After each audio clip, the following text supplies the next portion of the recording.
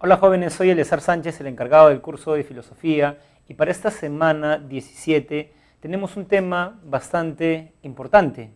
Como han advertido muchos filósofos que se dedican a estos temas, la ética está de moda. Hay maestrías de ética en el Perú, casi toda carrera universitaria tiene el curso de ética y ciudadanía, porque precisamente falta ética en la sociedad. Vemos jueces corruptos, la tasa de abortos crece, crisis de valores, curas pedrastas, malos padres. Entonces, precisamente porque falta ética en la sociedad, es necesaria una reflexión ética desde la filosofía, ¿no? Entonces, es un poco interesante que esté de moda la ética teóricamente, porque falta ética en el mundo real. Entonces, la filosofía siempre ha tenido este afán de moralizar a las personas, y vamos a ver la propuesta de cada filósofo en esta clase. Obviamente les recomiendo, como ya es costumbre, que vean primero el video de teoría para que puedan seguirme de una manera más adecuada en este video de práctica. Vayamos a la pregunta número 1. Para Silvia, el sufrimiento de toda humanidad o de la mayor parte de esta no puede considerarse más intenso o profundo que el sufrimiento de un único individuo, ya que resulta imposible en términos prácticos cuantificar y comparar el dolor y el sufrimiento humano. Considerando los planteamientos de las propuestas éticas estudiadas, la visión de Silvia sería contraria a las ideas de... pongamos un ejemplo para que aterrice mejor esta pregunta. Pensemos que en el condominio donde vivimos ocurre un incendio y nosotros vamos a ayudar a salvar a las personas, pero el incendio ya comienza a tomar otra dimensión y tenemos que tomar una decisión. En un departamento hay 2 ancianos y en el otro departamento hay una familia encerrada, 4 mamás y 8 niños, 12 personas versus 2 personas. ¿Qué decidirían hacer ustedes en esta situación? Es más, para que la pregunta sea más adecuada, podría preguntarles, según John Stuart Mill, ¿qué harían ustedes? Recuerden que John Stuart Mill señala el principio de utilidad. Realiza una acción en tanto ésta le genere el mayor bienestar o felicidad al mayor número de personas y evite el mayor dolor al mayor número de personas. Entonces, ¿qué deberíamos hacer según John Stuart Mill? Salvar a las 12 personas que están en la reunión familiar, ¿no? Y van a morir los 2 ancianos porque es preferible que, digamos, evitarle dolor a 12 personas que a 2. Esto dice John Stuart Mill, pero veamos lo que dice Silvia. Silvia dice que el sufrimiento de varias personas no es más intenso o profundo que el sufrimiento de un único individuo. O sea, resulta imposible cuantificar y comparar el dolor o sufrimiento. La pregunta es, considerando los planteamientos de las propuestas éticas, la visión de Silvia sería contraria a las ideas de John Stuart Mill, porque John Stuart Mill creía que sí se podía cuantificar el dolor y siempre el dolor de mayor personas, ¿no?, es más fuerte que el dolor de una persona, ¿no? Muy bien, entonces la clave es la B. Pregunta número 2. En un debate filosófico sobre el problema de la felicidad, uno de los participantes manifiesta lo siguiente: no cabe duda de que una verdadera forma de felicidad no se puede alcanzar en este mundo terrenal, pues aquí todo es efímero y fluctuante. Asimismo, toda vida mortal siempre tiene una cuota importante de sufrimiento.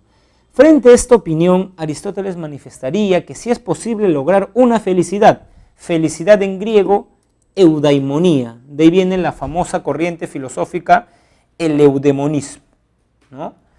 Entonces, una felicidad mundana, o sea, en esta vida, entendida como máxima relación de nuestra alma a través de... Aristóteles dice en el primer libro de la Ética Nicómaco que las personas suelen estar de acuerdo, hay un consenso entre ellas, al decir que el fin de la vida es la felicidad. No obstante, cuando uno conversa con las personas se da cuenta que no entienden lo mismo por felicidad, o para ser más fieles a Aristóteles, que las personas no consideran que el mismo modo de vida los lleva a la felicidad. Por ejemplo, hay personas que creen que el fin de la vida es hacer dinero, el empresario. Un alumno me comentó el otro día en clase, le gusta leer libros de empresarios, emprendedores, que le preguntaron a un empresario si era feliz.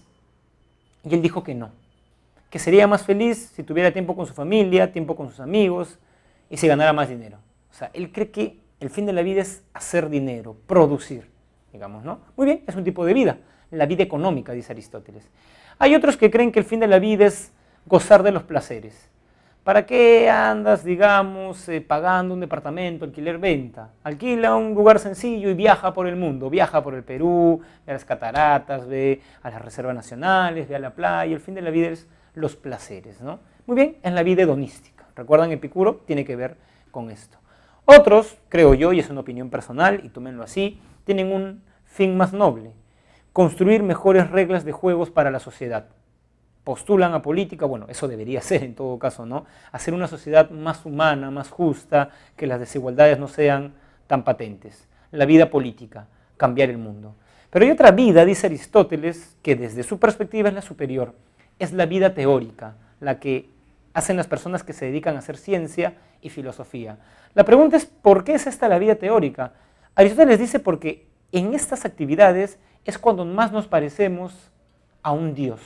Los dioses teorizan, dice Aristóteles. Entonces, el humano se parece más a los dioses cuando, digamos, teoriza sobre la naturaleza, sobre el bien, sobre el mal, ¿no? Entonces, por eso, lo que les he dicho está acá. No están de acuerdo en que el fin de la vida es la felicidad, ética eudemonista, pero el desacuerdo comienza en el modo de vida, teórica, política, hedonística y económica. Pero para Aristóteles tiene que ver con la vida teórica, el cultivo de la ciencia y la filosofía. Por eso la clave es la A.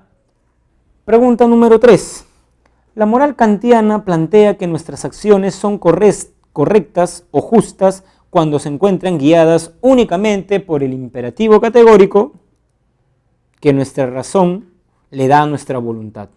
Por lo tanto, es necesaria que los seres humanos actúen sobre los fundamentos de obligaciones universales, sin atender a determinados condicionamientos externos como la búsqueda de la felicidad o el interés personal. A ver, esta pregunta nos dice muchas cosas interesantes.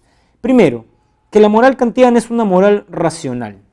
Kant sigue esta senda que inaugura Platón de que la razón te lleva a ser una buena persona y los sentimientos, los deseos te llevan a ser una mala persona. Recuerden la alegoría del carro alado.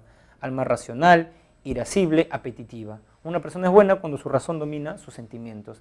En realidad, Kant no es griego, Kant le está respondiendo a David Hume. David Hume creía que el hombre se mueve en ética por sentimientos y el sentimiento más noble, dice Hume, y luego lo sigue Rousseau, es el sentimiento de la empatía, el sentimiento que yo tengo de ponerme en los zapatos de otro. Estoy cruzando por la avenida Arica y veo un incendio y veo que una niña grita en, digamos, un tercer piso, ¿no? Entonces yo subo y ayudo a la niña y arriesgo mi vida. Eso ocurrió, por ejemplo, y entrevistaron a esta persona que hizo esto en el Perú, en el incendio de un cine VK en Larcomar, y le preguntaron, ¿pero por qué se arriesgó su vida? Y él dijo, porque yo tengo una hija de esa edad, imaginé que era mi hijo, o sea, la empatía, se puso en los zapatos del padre de esa niña y por eso hizo un acto loable, un acto bueno. Kant no creía esto, Kant creía que debíamos someter los sentimientos a la razón, es una ética racional, es la otra gran vertiente de la ética. Primer punto clave de la ética kantiana. El segundo punto clave es que para Kant la razón da normas universales. No mentir, no debes mentir en ninguna circunstancia de tu vida. Esto es lo que se le critica mucho a Kant, ¿no? Que termina siendo una ética formal. El famoso ejemplo que le objetan a Kant, ¿no? Y si un asesino busca a tu amigo, Kant, y tu amigo está escondido en tu casa, ¿qué le dirías tú? Y Kant responde, la verdad. O sea, es una ética universal. Por eso Kant dice en la formulación del primer imperativo categórico, ¿no? Haz que tu norma moral sea una máxima universal. O sea, haz algo cuando estés seguro de que todo sujeto en tu situación haría lo mismo que tú, ¿no? El otro día un joven me preguntó, profesor, ¿qué opina de lo que hizo Hitler? ¿No? El exterminio de los judíos en los campos de concentración de Auschwitz, por ejemplo, por citar un caso. Muy bien, habría que preguntar, ¿nos gustaría que toda persona actúe de esa manera? A ver, si fuéramos judíos, ¿nos gustaría que un alemán actúe así?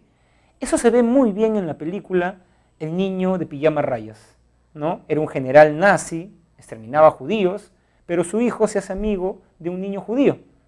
y por error entra a un campo de concentración y muere. Entonces eso prueba que lo que él hacía no, digamos, o sea, no es una buena acción porque no es universal. No le gustó que su hijo muera en un campo de concentración, ¿no? Entonces siempre antes de tomar un curso de acción, pregúntense, ¿le gustaría que toda persona en su misma situación los imite?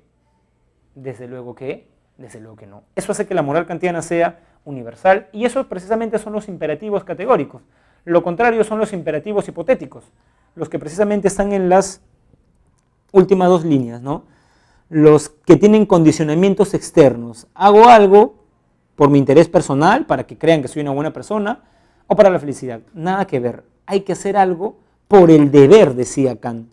Y acá está la famosa moral autónoma, aunque también les puede venir en un examen de admisión, vamos a darle todos los posibles nombres, moral deontológica. Entonces, teniendo como punto de partida lo anterior, sería correcto sostener que para Kant la acción buena no busca una finalidad en efecto. Tú no te debes preocupar en las consecuencias de tu acción. Tú haces el bien por el bien mismo, ¿no? En ese sentido, Kant se está oponiendo un poco a Aristóteles, que consideraba que una acción era buena en tanto te generaba felicidad. Kant dice que no. Una acción es buena por el deber, por la acción misma. Pregunta 4. Un maestro de escuela manifiesta lo siguiente a sus alumnos. Para ser buenas personas es fundamental que antes comprendamos el verdadero significado de aquello que es bueno, pues sabiendo esto difícilmente podría ocurrir que optemos por aquello que es malo. En otras palabras, dicho de otro modo, el que ha captado la esencia del bien por medio de la razón siempre buscará realizar acciones buenas. A ver, esto suena al intelectualismo ético de Sócrates, que dice que primero hay que conocer el bien, y si conocemos el bien, eso nos va a llevar a ser buenas personas. Profesor, quiero ser una persona justa. Perfecto. Conoce la idea de justicia primero, y eso te va a llevar a ser una persona justa. Justamente por eso se llama intelectualismo ético, porque todo parte de un hecho intelectual. O sea, el intelectualismo ético identifica el conocimiento con la virtud. Y por el contrario, como los ignorantes no conocen el bien, van a hacer acciones malas. De ahí viene la famosa frase de Sócrates, el mal es por ignorancia, ¿no? O una vida plena necesita autoconocimiento. Quien conoce el bien actuará y elegirá el bien, realizará acciones buenas, ¿no? Entonces la clave es el intelectualismo ético del gran Sócrates. Bueno, Aristóteles en la Ética Nicómaco critica esta postura, porque Aristóteles dice que uno puede conocer qué es el bien y elegir el mal. Este es el famoso problema en el mundo griego de la acrasia, ¿no? Cómo, sabiendo distinguir lo bueno de lo malo, yo elijo lo malo, ¿no? Bueno, para Aristóteles es porque la razón distingue lo bueno de lo malo. En cambio, quien elige es la voluntad, y la voluntad puede elegir lo malo, ¿no? Entonces es una crítica, me parece sensata, a la filosofía de Sócrates. El juez Chávarri sabe distinguir acciones justas e injustas. Sí, he estudiado derecho. ¿Sabe distinguir la corrupción de la no corrupción? Sí. Entonces, ¿por qué comete actos corruptos? Aristóteles diría porque, digamos, Sócrates se equivocaba. El simple conocimiento no basta para ser una buena persona. Porque si eso fuese verdad, jóvenes, las personas que leen libros serían las mejores personas del mundo. Cosa que no siempre es así. Desde luego que no. Pregunta 5. Al ser cuestionado sobre el por qué había ayudado a una anciana a cargar unas pesadas bolsas, un joven dijo lo siguiente: hice lo que cualquiera haría. Cuando la vi sufriendo, tuve una sensación extraña. Me sentí mal. Así que fue inevitable hacerlo. Nunca se puede explicar por qué uno lo hace, pero hay algo que nos impulsa hacia las buenas acciones. Eso nos recuerda a la corriente que señala que el bien no se puede definir, aunque sí intuir. O sea, ¿por qué no se puede definir? Porque es una cualidad sencilla, simple. ¿Y qué es la intuición, no? Esa facultad, vamos a escribir, es la facultad que nos permite distinguir las acciones buenas de las acciones malas. Y eso es Moore, ¿no? El intelectualismo ético de Moore. La clave es la C. Pregunta 6.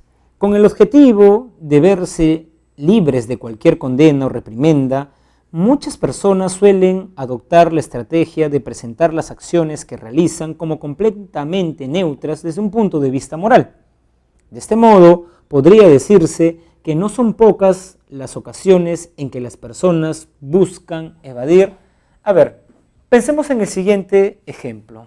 Todo empresario funda una empresa para tener ganancias. Para tener ganancias, y es una ley simple de la economía, debo reducir los costos de producción. Uno de ellos es el trabajo, es decir, los salarios. Quiero reducir los salarios, entonces quiero ganar más, despido 3 trabajadores. Y cuando el sindicato se acerca, aborda a este empresario, el empresario dice lo siguiente: mis acciones fueron necesarias, hemos tenido una caída en las ventas, de modo tal que me vi forzado a despedir a estas personas. O sea, he sido neutral al despedirlos, he pensado como gerente. Yo no tengo nada contra esas personas, es más, me incomoda tener que tomar esta decisión. O sea, se presenta como neutral, toma una decisión necesaria para evadir ¿qué? Responsabilidad.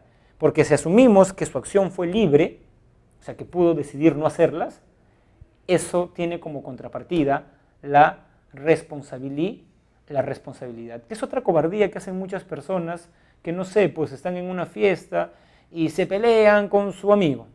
Y después dicen, no recuerdo porque tomé mucho. Y como tomé mucho, no recuerdo, ya no tuve conciencia moral. Como no tuve conciencia moral, no tengo responsabilidad moral, ¿no? Miguel de Unamuno, en El sentimiento trágico de la vida, dice que el hombre ha detestado 2 cosas a lo largo de la historia de la humanidad: hacer esfuerzo y hacerse responsable de sus actos. Las personas no quieren hacerse responsables de sus actos. Siempre culpan al destino, culpan a la mala suerte, culpan a otras personas, ¿no? Cuando uno tiene que ser responsable de sus actos morales y saber aceptar cuando eligió un curso malo de acción, cuando eligió una mala acción. Entonces esta persona quiere evitar la responsabilidad moral. No tuve libertad, fue necesario, entonces no soy responsable. Pregunta 7. Tras una reunión entre grupos de diferentes religiones, el comité organizador publicó el siguiente mensaje: ha sido una reunión fructífera y armoniosa en la que hemos demostrado que las religiones pueden dialogar sin que existan hostilidades. Hemos descubierto que nos unen nuestra búsqueda por el amor y el bien. Además, asimismo, estamos de acuerdo en que todo lo bueno que existe en este mundo viene de un poder superior a nosotros. La pregunta sería, ¿y de dónde viene lo malo? ¿También de un poder superior? Sería una interesante objeción, ¿no? Pero bueno, eso nos lleva por otro derrotero, ¿no? Continuemos con la pregunta. El mensaje publicado por dicho comité está emparentado con el pensamiento. A ver, toda pregunta tiene un indicador. El indicador en esta pregunta es: todo lo bueno viene de un poder superior a nosotros. O sea, lo bueno se fundamenta en Dios. Dios es el fundamento de lo bueno. A tal punto que si quieres tener una vida plena, si quieres conocer la verdadera felicidad, lee la Biblia y sigue los preceptos que ella recomienda. Esto le permite a San Agustín, que defiende esta postura, decir que en principio un creyente es una buena persona y un ateo una mala persona. ¿Por qué? En vista que el creyente sabe de dónde viene, sabe qué debe hacer en esta vida, y en función a lo que haga en esta vida va a ser juzgado, ¿no? Y ver al paraíso o al infierno. O sea, tiene alguien a quien rendirle cuentas, podríamos decir. En cambio el ateo, y es un versículo de la Biblia, dice el ateo en su corazón: comamos y bebamos que mañana moriremos. Como no tiene a quien darle cuentas, el ateo se va a zurrar de la moral actual. Entonces en principio puede ser una mala persona, ¿no? Entonces esto es interesante porque en el imaginario social las personas creemos esto, ¿no? Le pregunté a una persona que conozco: ¿por qué votaste por el FREPAC? Porque como han leído la Biblia, como son cristianos, no van a ser sujetos de corrupción, o sea, van a ser buenas personas. Solemos creer que los cristianos son buenas personas y que los ateos, como la vida es una, la viven intensamente, se zurran en la moral, cosa que es un error, desde luego que sí, pero es una idea que guía nuestra vida, ¿no? Otra pregunta sería, ¿y de dónde surge el mal? ¿Recuerdan para San Agustín de dónde surgía el mal? Del uso incorrecto del libre albedrío. Entonces, la pregunta o la clave es la B. Pregunta 8. Un joven estudiante se encuentra sentado en uno de los asientos de la parte delantera de un bus. De pronto sube una anciana y éste decide ceder su asiento bajo la influencia del siguiente razonamiento. En algún momento yo también seré anciano y no me gustaría que no me brinden el asiento. Con respecto a la acción del joven estudiante, Kant sostendría que, ceder el asiento, ¿no? Lo podemos hacer, el acto es el mismo, pero vayamos al fundamento de la acción. Si un joven dice yo cedo mi asiento porque es mi deber como agente racional ceder el asiento, está en una moral autónoma. Hace el bien por el bien mismo. En cambio, si este joven dice, como lo está diciendo, cedo el asiento por las consecuencias, porque creo en el karma. En ese sentido, cedo el asiento a esta anciana de 80 años, teniendo yo 25, esperando que cuando yo tenga 80 años, un joven de mi edad también me ceda el asiento, porque el karma es todo lo que hacemos va a volver. ¿Ese joven está pensando en las consecuencias? Desde luego que sí, ¿no? Está pensando en el interés futuro, está pensando en caerle bien a Dios. Mira, Dios, me estoy portando bien con las personas ancianas, ¿no? Me gustaría que hagan lo mismo, ¿no? Entonces, la lección que nos quiere dar Kant, en realidad, jóvenes, es que lo que hace una acción buena no es finalmente la acción, sino la motivación, ¿no? Veo un joven que le da asiento a una anciana, pero cuando converso con él me dice lo que dice el joven de esta pregunta. No, es que yo algún día voy a ser anciano y me gustaría que... moral heterónoma. Pero otro dice, no, porque es mi deber, ¿no? La acción no define el estatus de bueno, sino la fundamentación, que uno lo haga por deber. Por eso es este gran filósofo Immanuel Kant. Entonces la pregunta es, con respecto a la acción del joven estudiante, Kant sostendría que es justa porque supone una decisión basada en un deber moral. No es un deber moral, ¿no? Más bien lo está haciendo por cierta conveniencia futura, interés futuro. No tiene como fundamento una decisión verdaderamente libre, en efecto, porque como no es autónoma, no es verdaderamente libre. La C, ¿es manifestación de una moral autónoma? No, porque esta es una moral más bien heterónoma, un imperativo hipotético. No es correcta porque no tiene por objetivo el bienestar social, eso es el utilitarismo, no Kant. La lectura complementaria, jóvenes, pertenece a Adela Cortina, en un libro conocidísimo que se llama Ética Mínima, Introducción a la Filosofía Práctica. ¿Qué nos dice este texto? La ley moral, como expresión de la voluntad de Dios para los hombres, promete la felicidad a cuantos la cumplan. O sea, cumples los mandamientos de la Biblia, no deseas a la mujer de tu prójimo, no haces todo lo que está ahí, ¿no? En ese sentido dice, ley y felicidad se identifican. Cumpliendo las leyes morales de la Biblia, vas a ser feliz.